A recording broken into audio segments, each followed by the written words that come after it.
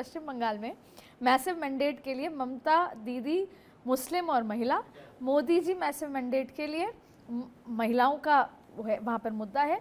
और उससे बड़ी बात है कि ये मास लीडर हैं, वो भी मास लीडर हैं, वो राष्ट्रीय स्तर पर हैं, ये बंगाल में है। और कैसे संदेश खाली को भारतीय जनता पार्टी ने महिला, लॉ एंड ऑर्डर, तमाम चीज़ों को देखकर किया, वैसे ही अब देखिए पलटवार ये है। और उस पलटवार पे अब जैसे ही एक सेक्स स्कैंडल की बात कर्नाटक में निकल कर आती है, तो एक सेक्स स्कैंडल की बात आपको राज्यपाल के तौर पर बंगाल में दिखाई देती है। अब आप पश्चिम बंगाल में महिलाओं के आत्मसम्मान पर जब ठेस पहुंचाएंगे तो आपको नुकसान होगा। वोट बैंक महिला दोनों में कॉमन फैक्टर, नुकसान यहाँ किसका होगा? ये गेम है, इसी को कहते हैं गेम ऑफ पॉलिटिक्स। लेकिन उसी विक्टिम में से एक को कैंडिडेट बना देना, फोन करा उनको मोदी जी ने, 2 कैंडिडेट भी, दोनों को फोन करा, कि उनको कैंडिडेट बना देना। महुआ मोइत्रा के खिलाफ जो भारतीय जनता पार्टी के प्रत्याशी हैं उनको फोन किया, द रिचेस्ट कैंडिडेट, बिल्कुल, जो चुनाव लड़ना ही नहीं चाहती थी। I am not interested in politics, ये उनका बयान मुश्किल से 6 महीने पहले का था। टिकट दे दिया उनको। और आज महुआ मोइत्रा के जो तमाम कार्यकर्ता हैं वहाँ उस पूरे उनकी कंस्टिट्यूएंसी में, उनका ये मानना है कि महुआ मोइत्रा के लिए ये चुनाव मुश्किल हो गया है।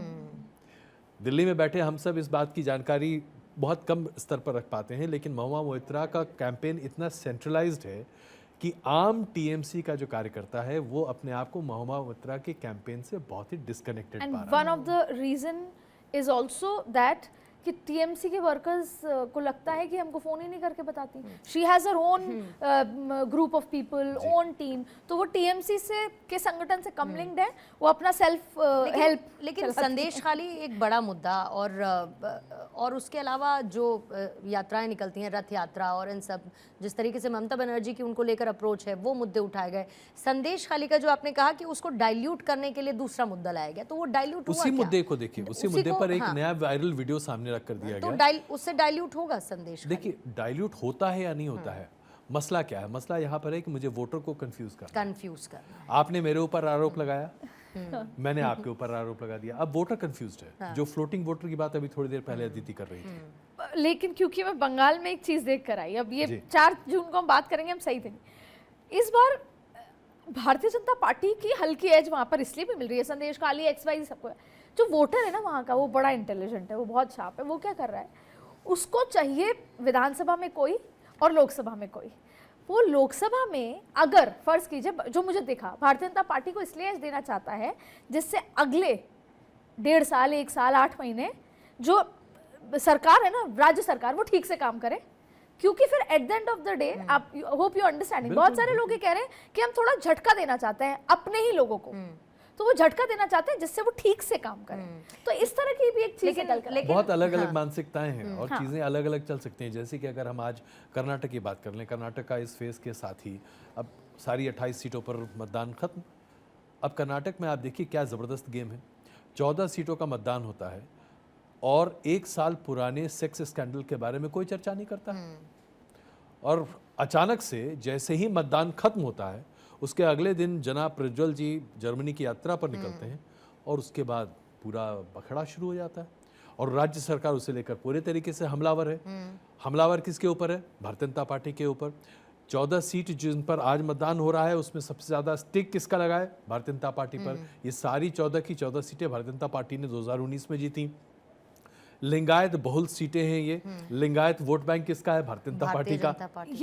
ये तो तब है जब ये जो 14 सीटें हैं वो नॉर्थ कर्नाटक है, यानी कि बॉम्बे कर्नाटक, हैदराबाद कर्नाटक, और यहाँ पर जेडीएस का कोई इम्पैक्ट नहीं है।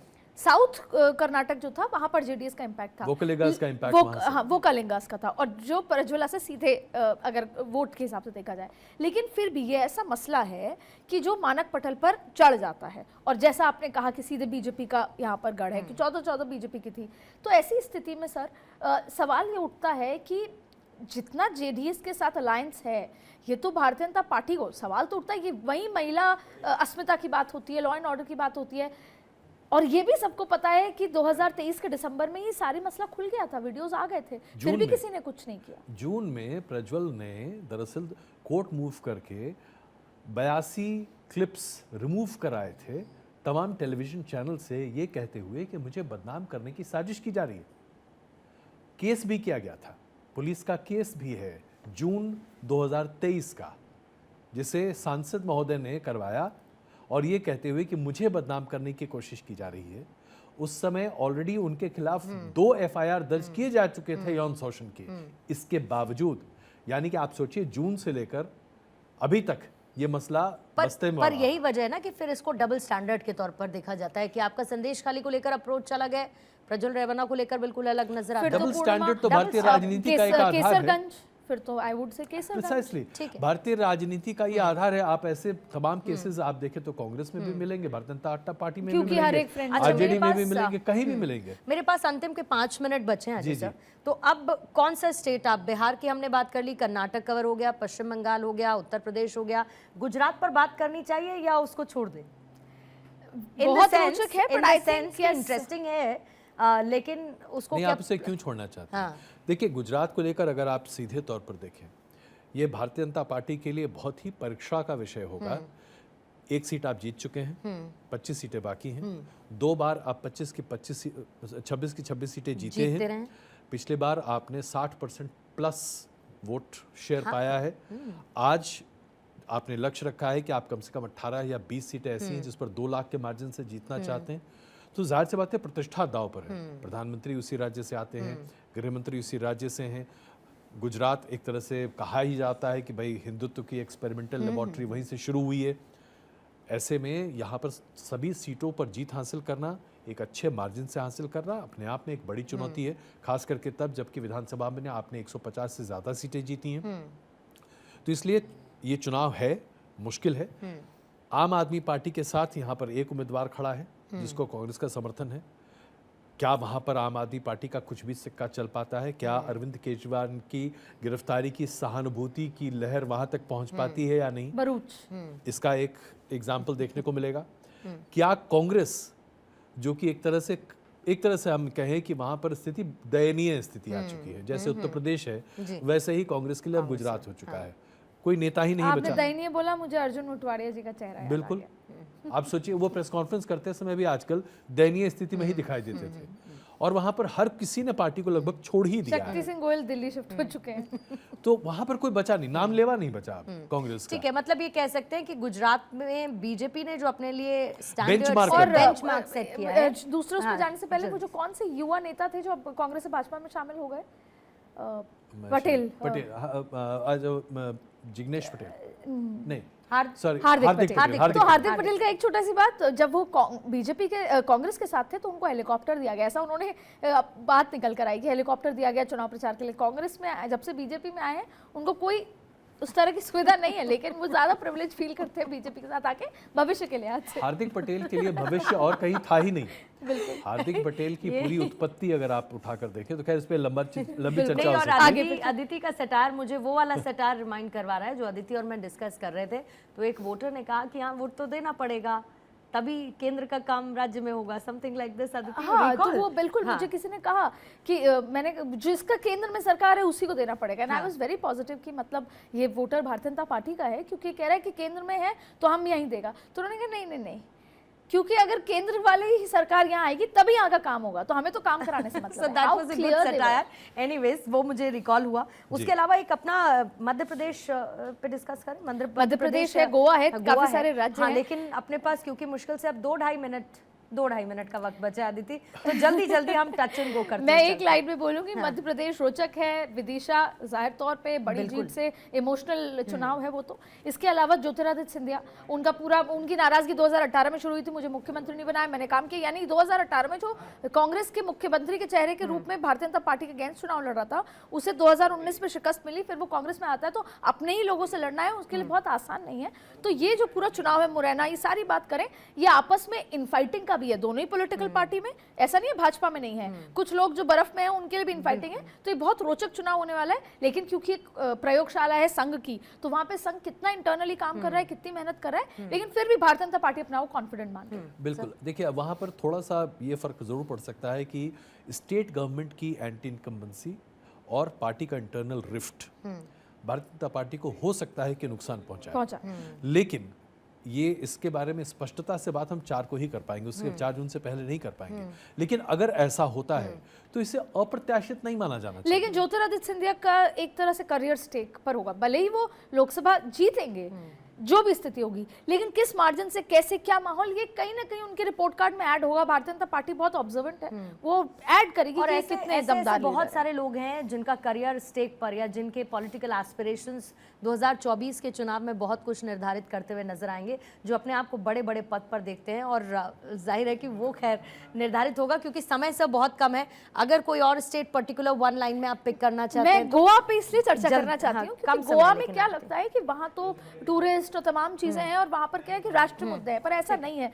नॉर्थ गोवा, साउथ गोवा हाँ। समझ लेते हैं। नॉर्थ गोवा में ओबीसी 60% ओबीसी वहाँ पर है, तो वहाँ पर एक भंडारीज करके एक वोट बैंक है, वो बहुत बड़ा वोट बैंक है, ओबीसी वाला। वहाँ पर फिर सारस्वत सरदार ब्राह्मण ब्राह्मण्स वोट बैंक है। तो जो श्रीपद नायक हैं वो नायक भंडारीज वोट बैंक से आते हैं। तो भारतीय जनता पार्टी खुद को दोनों ही सीटों में बहुत वो मान रही है। लेकिन इसके इतर साउथ गोवा की बात करें, साउथ गोवा में टक्कर है, पहले कांग्रेस का सांसद हुआ करते थे, लेकिन इस बार क्रिश्चियंस को उतारा है क्योंकि वहाँ पे ज्यादा क्रिश्चियन, तो वहाँ पे खींचता है। विद लाफ्टर, विद लाफ्टर जल्दी से एक bomb is going to come. नहीं नहीं नहीं, अब मुझे दिख रहा है this is called Purnima bomb. Attack him. मैं बहुत ही ऐसे ही बस आपसे कुछ पूछना चाहती थी, क्योंकि बस अब हम क्लोज कर रहे हैं। तो आज प्रधानमंत्री जी पहुंचे, अपना वोट कास्ट उन्होंने किया, एक बड़ा मैसेज उनकी तरफ से कहा गया, लेकिन उनकी भगवा जैकेट और अमित शाह के भगवा गमछे पर आपका क्या कहना है? इस पे क्या कहा जा सकता है?